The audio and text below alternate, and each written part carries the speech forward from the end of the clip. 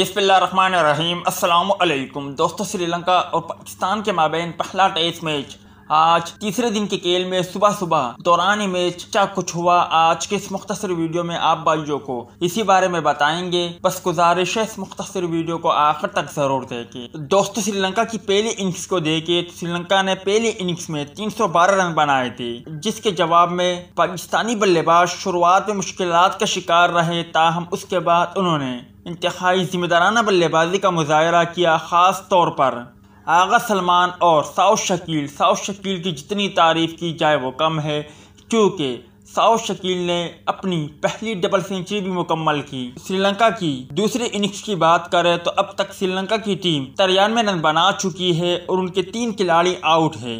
श्रीलंका को ट्रायल मजीद 56 रन दरकार है। पहली इनिंग्स में मुकम्मल तौर पर नाकाम रहने वाले नोमान अली इस इनिंग्स में अच्छी बॉलिंग का मुजाहरा कर रहे हैं। नोमान अली की बात करें तो उन्होंने अब तक 2 खिलाड़ियों को आउट किया, जबकि इब्रार अहमद ने 1 खिलाड़ी को आउट किया।